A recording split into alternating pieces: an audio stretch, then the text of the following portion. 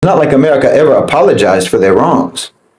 Until now, they've got the Native Americans holed up in reservations, and they're poisoning them right now with uranium. 15. Seeing the rise of Black Lives Matter. Not because they care about racism or police violence, not at all, but because civil unrest is bad for business. You know, I was talking last time about how you need to understand that when the West, the sort of official voice of the West, the governments, the media, the elites, companies, corporations, and so on, when they use words like morals or values, or when they use words like justice or human rights or peace or what have you, I was saying they mean something completely different than what most people mean when they use those words. But I got a lot of comments from people saying, oh yeah, that's doublespeak, or hypocrisy, or deception. But no, this is actually what I was trying to explain at that time.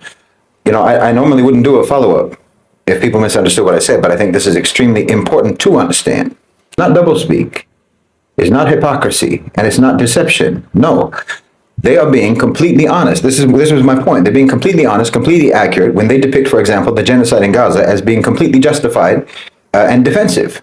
They're being completely honest when they said that 1 million babies dying in Iraq from a decade of sanctions was worth it. They're not being hypocritical. They're not saying one thing and meaning another thing. These are their actual values, and you have to understand this. There is a fundamental and profound difference between their values and our values. They're not contradicting their values. You must understand, they're not betraying their values. They are acting on their values with consistency and continuity. Committing massacres against innocent civilians does not trouble their conscience, any more than you stepping on a bug troubles your conscience. They don't see anything to feel guilty about. They feel that they've done something good. You have to understand this, because if you don't, you will severely and dangerously underestimate their danger. And you'll make the fatal mistake of believing that you can ever appeal to their sense of morality, that you can ever appeal to their conscience. And you make the catastrophic mistake of trusting them, or trusting their intentions. And wallahi, there are tens of millions of their victims crying out from their graves, telling you not to trust them. Just like someone watching a horror movie and shouting at the screen, telling the main character, don't go down that dark alley. If you could hear the voices of their millions of victims, they would tell you exactly what's going to happen to you if you listen to them and if you trust them. If you're Muslim, or you're not white, or you're not rich, you need to recognize that they have zero moral hesitation about killing you. Yes, whether you live outside of America or whether you live inside of America, it's the same to them. The worst thing you can do is ever underestimate this reality. Listen, just like with an individual, you can learn what their values are by what their actions are. Much better than by what their words are. People can tell you all kinds of things about what their values are, what they believe, and so on, what their morals are. But their actions, their deeds will tell you the truth. You don't know anything about what they believe by their words alone. You have to see to what extent their actions align with their words, because people do things that they believe are morally acceptable. Now, sure, that doesn't mean that people always act in accordance with their conscience. People can slip up. There can be aberrations. We're human beings. But the actions that someone commits habitually, regularly, routinely, with consistency, this is what they believe in. Whatever they say to the contrary. Hello guys, welcome back to the channel. Well, I'm hoping that you're doing super great from wherever you're watching us from. As you know, I'm your host and presenter Agent Stories, and welcome to this podcast where we discuss contemporary things, geopolitical issues that are happening around the world. Now, in my today's video, I'm featuring Shahid Wilson from the Middle Nation. Actually, what he says coincides with what we are seeing, which is happening today, or at least something that happened 2 days ago. And what's even important is the description of hypocrisy that the United States usually has towards other countries. While it's always been saying that its work is to maintain peace and order in other countries, look at what it's doing. Just recent example, what happened to Iran. And the American sadism, the suffering of the United States, how the lives of people is becoming hard, and how the system itself is making the lives of Black people so much difficult, and other marginalized groups, Latinos, Hispanics, Asians, all these are other groups that are always suffering in the hands of the white supremacy. So that they said, this reveals the broader hypocrisy that the America usually has towards other people. This discussion is really important, as it's going to give you a perspective that I think It's so authentic, it's so raw, it's so refreshing, and most importantly, it's the truth. So take your time, watch this video, and let's come back, have a critical analysis and discussion on what Professor Shahid Bolson talks about. Until then, if you're watching us for the first time, let me ask you to please subscribe to the channel, join our membership, and really get to what we can offer you. But until then, let's watch the video. I'll be back with my commentary as usual. It's just them lying either to you or to themselves or both. But you have to believe what they do, not what they say. And like I said, when they say that what they do is moral, then that tells you what they consider to be moral behavior. Because it's not like America ever apologized for their wrongs. Until now, they've got the Native Americans holed up in reservations, and they're poisoning them right now with uranium. And I'm telling you, they're doing that because they believe it is morally acceptable to do that. No, don't you ever think that they are like you and I. They're not like us. This is incredibly dangerous. They're bloodthirsty, and they see nothing wrong whatsoever in quenching that thirst. The same way that you see nothing wrong with drinking a glass of water, they can spill your blood with the same nonchalance. And all you have to do is look at their history to know that. And they'll always say, oh, every civilization was violent. Every empire was violent. America isn't unique, or the West isn't unique about that. There's nothing strangely distinct about the West in terms of violence. Okay, let's look at the Muslims. Because this is something that they love to talk about. Muslim conquest, Muslim wars, jihad, Islam spread by the sword, and what have you, right? Part of being a Muslim is that you have to tell the truth. Whether it's for you or against you, you have to tell the truth. We don't get to spin narratives and pretend that those narratives are reality. We have to actually be honest. So I'll tell you, over the course of 1400 years, millions of non-Muslims died at the hands of Muslims. That's a fact. No denying it. Obviously, exact figures are impossible to ascertain. And the numbers of casualties in battles back in those old days are generally understood to be exaggerated. But according to historians, from the time of Rasulullah ﷺ until today, somewhere between 15 to 25 million non-Muslims have been killed by Muslims. That includes the battles in Persia, the Byzantine Empire, the Levant, Egypt, and so on. The early conquests, it includes Spain, all the battles of the Umayyads, the Abbasids, the Seljuks, the Ottomans, and so on. It also includes the massacres against the Armenians and the Assyrians. It even includes the civil war in Sudan, South Sudan, Darfur. It even includes acts of terrorism by like Al-Qaeda and ISIS and others. Now, of course, overwhelmingly, the majority of those casualties throughout history have been soldiers in battle, not civilians. But there were civilians too, obviously. So over the course of 1,400 years, Muslims killed around 15 to 25 million non-Muslims. That sounds like a lot, right? That makes you think that, yeah, it's true. Every civilization, every empire was violent. So why point to the West so particularly? Well, because in roughly a third of that amount of time, the West killed 275 million more people. You slaughtered, genocided, starved, bombed, murdered 300 million people in just the last 500 years. In fact, America alone has killed in just my lifetime almost as many people as the total killed by the Muslims in 1,400 years. Imagine. You killed in just the last 50 years the equivalent of all non-Muslims killed in every war ever fought by the Muslim empires in over a millennium. That's why we point to the West specifically. Do you understand? Because that's strange. It's abnormal. It's unique. And by the way, from that 300 million that you killed through slavery, through colonization, through engineered famines, through sanctions, and through war, we're not even talking about mostly soldiers being killed. We're talking about mostly civilians. Even in your wars, between 50% to 70% of the casualties have been civilians. Yes, you stand out in history. So like I said, you know people by their deeds. You know them, you know what they believe by their deeds, their habitual, continuous deeds, not their aberrations. Okay? The Spanish conquest of the Americas, 70 million dead. British colonialism, minimum 150 million killed. The transatlantic slave trade, at least 15 to 25 million killed. French colonial wars, 25 million. Congo, 20 million. Genocide of the Native Americans, upwards of 90 to 100 million. On and on. The Holocaust, Hiroshima, Nagasaki, Iraq, Afghanistan, now Gaza. It doesn't stop with you. The fact is that the Muslim empire, across time, relative to its size and duration, has the least amount of blood spilt than any other empire in human history, and that's a fact. Even if you go back to the Roman Empire. Our conquests were the least destructive, our conquests were the least deadly, and the most successful and the most peaceful in integrating and tolerating and cultivating the people of the lands that we entered. Versus a total annihilation, extermination, enslavement, subjugation, pillage, and plunder of what you all did. This is your way. You were and are absolutely outstanding at it. Outstanding as in you stand out because of it. And you do that because you truly believe in it. And like I said, you really don't care if your victims are outside of America or inside of America. Because if you look inside America, what do you see?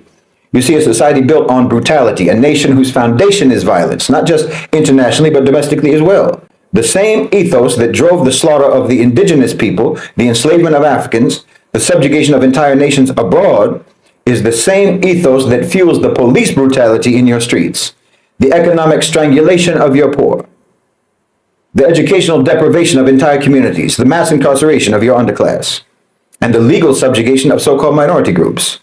I mean, just look at the statistics. You have more people in prison than any other country on earth, both in absolute numbers and per capita. Over 2 million people behind bars, and a disproportionately high number of them are so-called black people, African Americans, and Latinos. The so-called land of the free runs a for-profit prison industry where corporations like Core Civic and Geo Group literally make money from human suffering. That's why America criminalizes poverty, why minor infractions turn into life sentences, and why recidivism is designed into the system, because prisons are a business and human lives are commodities.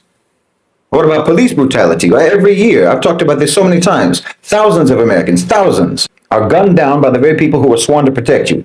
Your police departments are outfitted like military units, armed with tanks, automatic weapons, treating their own citizens like they're an occupying army, the way an occupying army treats an enemy population. And who bears the brunt of this? Who are the prime targets for this domestic war? It's African Americans, Latino youth, indigenous communities, so-called minorities, members of the global majority. The same groups that have been subjected to violence for centuries in their countries of origin. And then there's your economic violence. The way your whole system is structured ensures that the rich get rich and the poor get crushed under an unbearable weight of debt, stagnating wages, impossible cost of living, on and on. How many millions of Americans are just one medical emergency away from bankruptcy? How many families are living paycheck to paycheck, unable to afford health care, unable to afford housing or education? The American economic system is not broken. Understand this. It's functioning exactly as it was designed to function, to extract wealth from the many to funnel it to the few. And if you're born poor in America, well, the system ensures that you stay that way. Your education system is not an equalizer, it's a caste system. Schools in wealthy areas are well-funded with top-tier facilities, while schools in poor neighborhoods are neglected. They're underfunded, and they're deliberately set up to fail, setting their students up to fail. And the reason is obvious, because an educated population is dangerous. An informed citizenry questions authority and challenges injustice. It demands fairness, and America's elites cannot afford that.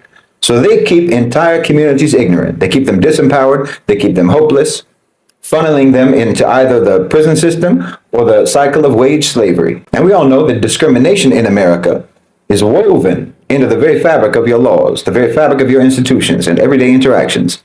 So-called black Americans are still fighting for basic human dignity, for fair treatment in the courts, in housing, fair treatment in housing and employment and so on. Native Americans, like I say, are still confined to reservations, their land still stolen, their water poisoned, their sovereignty ignored. And all of this, the brutality, the oppression, the violence, is not accidental. It's the natural consequence of a nation built on exploitation. America doesn't simply commit atrocities abroad. It practices the same cruelty within its own borders. The same system that bombs and starves nations overseas is the same system that allows African Americans to be lynched in broad daylight by the police, allows corporations to strip their workers of humanity, and turns entire cities into wastelands of poverty and despair for corporate profits. The most dangerous mistake that you can make is to think that this system can be reformed. To think that those who benefit from that system will one day grow a conscience, because they won't. They're doing exactly what they believe is right. Exactly what their values dictate. And unless you recognize this, unless you understand the nature of what you're dealing with, you will continue to be trapped in an illusion, thinking that change will come from within a system that was designed to crush you. The brutality is not a bug. It's the system working exactly as intended. Nothing's gone wrong. The misery and the bloodshed and the savagery all fall under their definition of morality. And that completely disorients anyone who knows it's immoral. And in that state of disorientation, they get the drop on you. That disorientation is all part of their hunting strategy. When a lamb thinks about food, he's thinking about grazing in the field. But when a wolf thinks about food, he's thinking about that lamb. It's the same word, food, but two completely different understandings about what is intended by that word.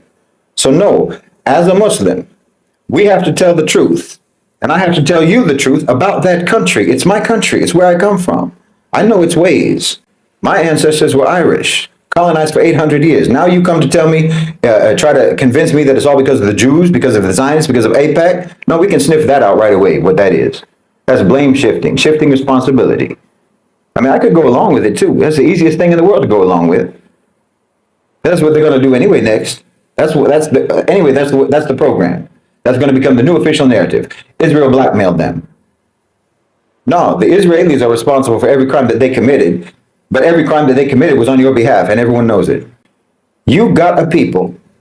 You have never done anything but hate for centuries to commit crimes on your behalf, colonial crimes, genocidal crimes, so that you can slither your way out of accountability when the time comes. The more you big up your so-called Judeo-Christian camaraderie, the more you big up your undying devotion to Israel, well, the more you'll be able to act like you've been betrayed. And you can justify cutting them loose. I see what you're doing. No one will ever be able to accuse you of being anti-Jewish because of all the love that you expressed, all the support you gave, and all the praise that you showered on them. But genocide apparently didn't feel like betrayal. Mass murder didn't hurt your feelings. But if they've got dirt on Bobby Kennedy Jr., that's crossing a red line, is it?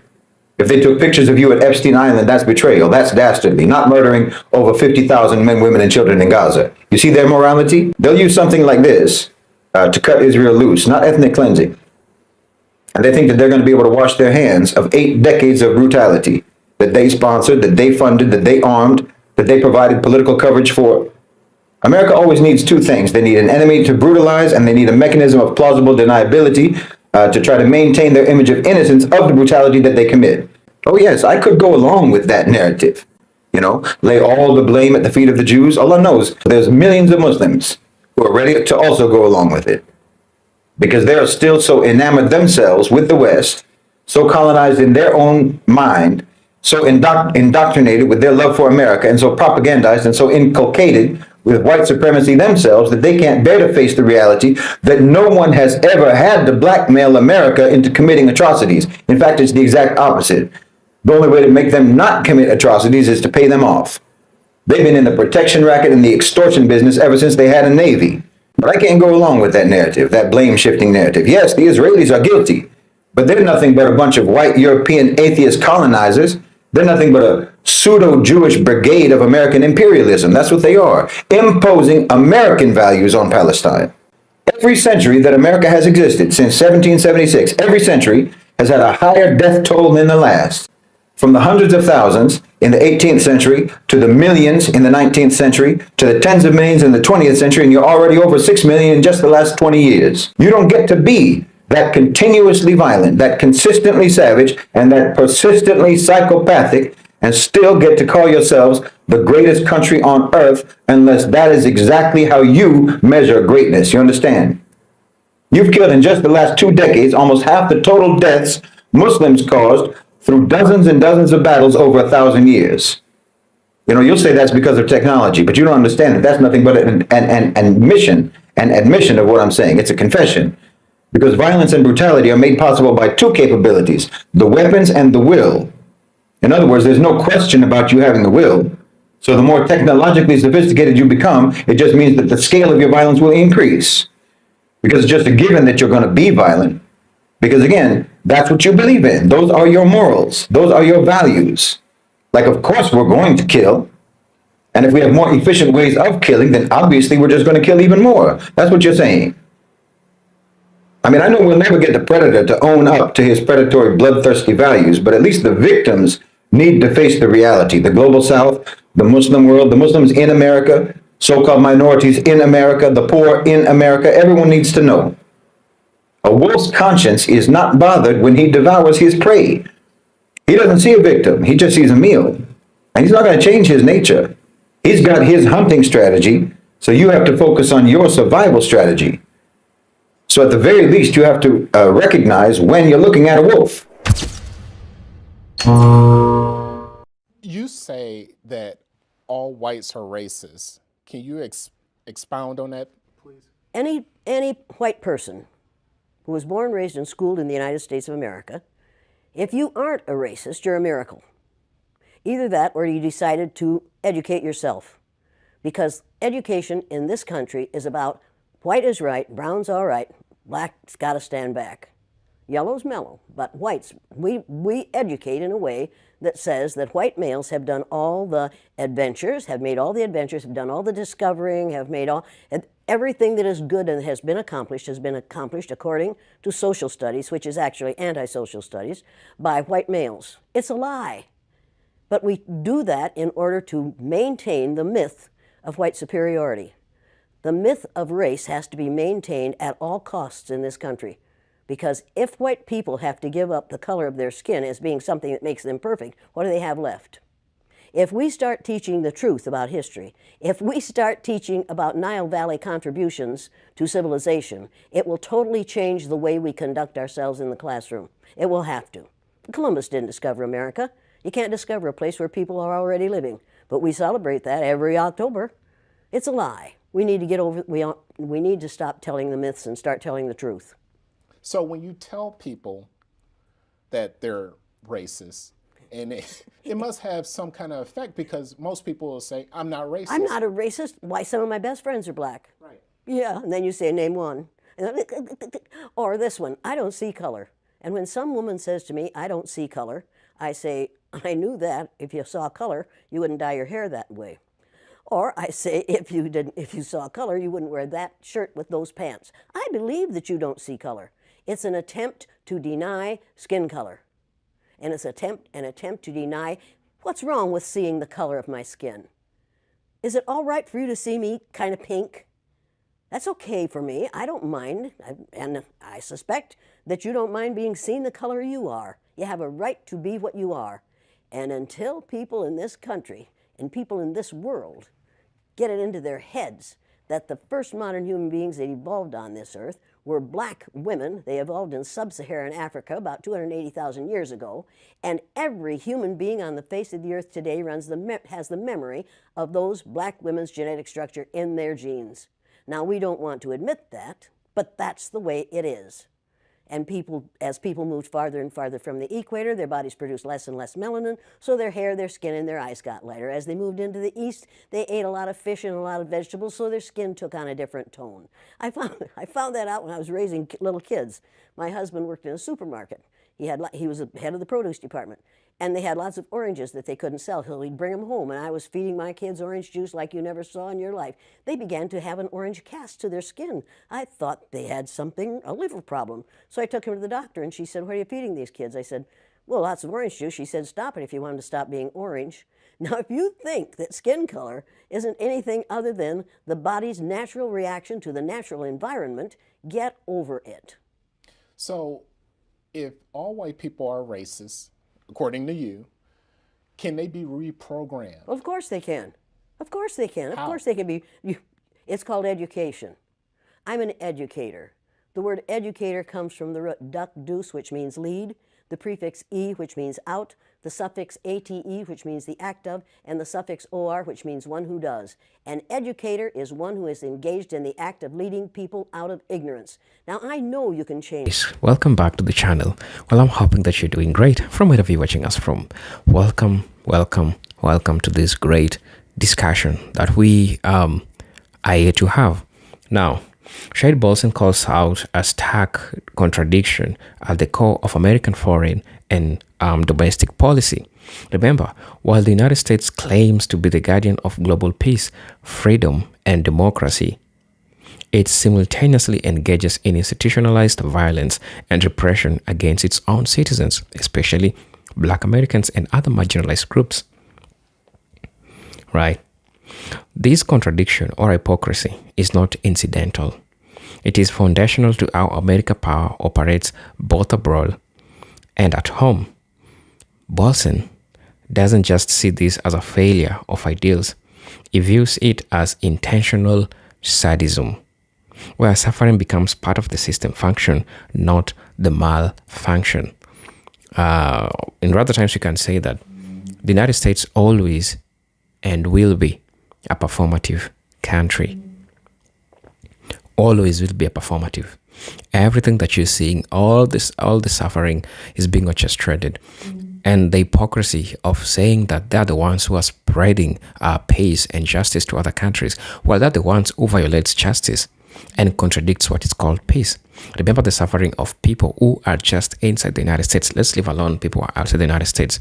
On top of that, also add what is currently happening, the geopolitical discussions that a world war might arise, probably if China or Russia joins in, what will happen next? Now, apart from that, we are seeing how the American sadism is embedded in its own systems, it's embedded in its own culture, and we are seeing how this is affecting the American citizens themselves. Now, let's talk about the United States at the international levels.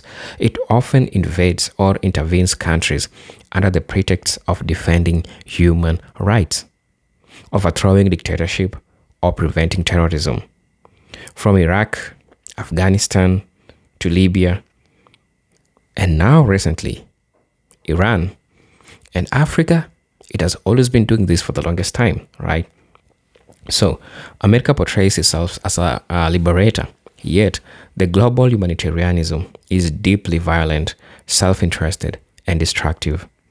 Bolson contrasts this global brutality with the way U.S. government simultaneously neglects, incarcerates, and brutalizes its own people, particularly Black Americans, who are still fighting for the basic rights promised in the Constitution.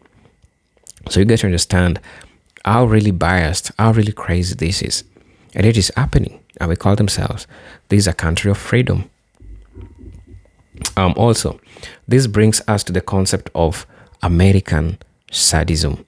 Probably you're not hearing this for the first time, which Bolson interprets as the deliberate infliction of suffering, not just as a byproduct of power, but as a way to maintain it. For instance, the US leads the world in incarceration rates, disproportionately targeting Black men through the war on drugs and systemic overpolicing. These aren't accidents or oversights.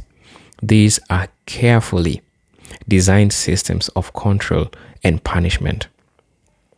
The pleasure the system takes in this through public punishment, humiliation, and social exclusion speaks to a deeply sadistic logic.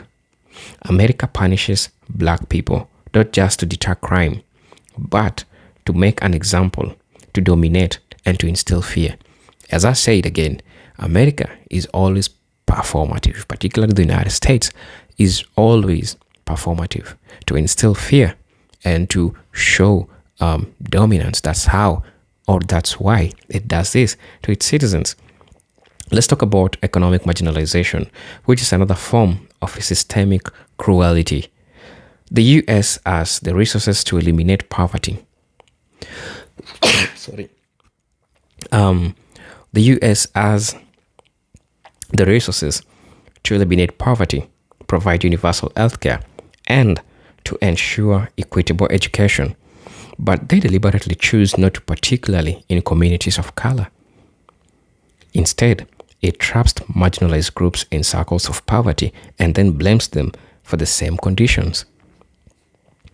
Talk about predatory lending, talk about redlining, talk about underfunded schools, the discriminatory hiring practices, which creates a pipeline of despair.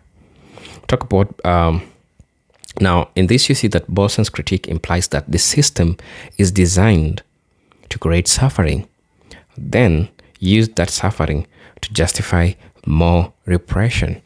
And that's how it works. Also, Shahid Bolson points to how protest is criminalized.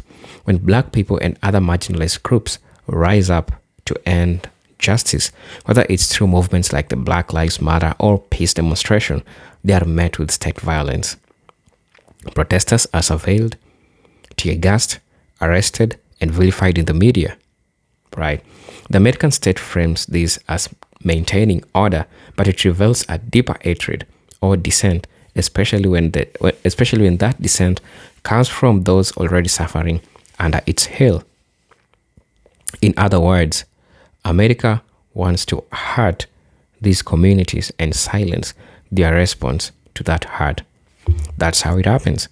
Also, the sadism is also psychological. Think about how black pain is consumed and repackaged in the media, from constant image of police brutality to films and documentary that showcase black trauma. There is a spectacle made of black suffering. While awareness is necessary, the constant showcasing of this pain, often without meaningful change, reflects a society that is addicted to the spectacle of black suffering. It becomes normalized. Now, Boston sees this as emotional cruelty, where outrage becomes entertainment and justice is never delivered, right? Also, America's treatment of its poor, undocumented immigrants, Muslims, and other marginalized groups follows a similar pattern. Detention centers for immigrants mirrors prison conditions. Anti-Muslim surveillance and discrimination have increased since 9/11. Working class people are demonized for needing welfare, even as the rich or its resources. Shahid Bolson argues that this is not a country that merely fails to live up to its ideals. It's a country that thrives off domination, punishment, and exclusion, all while pretending to care about freedom and justice, right? At the spiritual level and moral level, Shahid Bolson implies that the soul of America is sick. A nation that can't even protect its own citizens has no business pretending to protect others. The constant deployment of military abroad while citizens at home die from preventable diseases, face police brutality, and live in poverty shows that America's moral compass is broken. Bolson's argument is not that America is simply hypocritical. He says it chooses cruelty because cruelty reinforces power and hierarchy. The goal is not unity or justice. The goal is to control. Now, talk about the concept of perpetual war, both abroad and at home, is key to Bolson's argument. Just as the US engages in endless military intervention overseas, it wages an ongoing domestic war against its lower class, particularly people of color. This war is fought through law enforcement, the courts, poverty, education, and the media. It is relentless, and its victims are constantly told that their suffering is either their fault or a necessary sacrifice. Order. That is the language of empire. This is the language of sadism masked as policy. I want to conclude by saying that Shahid Bolson's critique is radical, but again, honest diagnosis of American society. It tears away the illusion of American exemptionalism and exposes a system that thrives on violence, both seen and unseen. His message is clear. You cannot export freedom while denying it at home. You cannot claim to fight for human rights in Iran, Palestine, or China while murdering George Floyd, locking children in cages, and letting cities like Flint or Jackson go without clean water. Until America confronts the sadism embedded in its institutions, it will remain a country that is not just hypocritical, but morally bankrupt. Hello guys, I'm your host and presenter Eugene Doc Stories, but until then, let me see you in my next video. Peace, love, and harmony. Salute.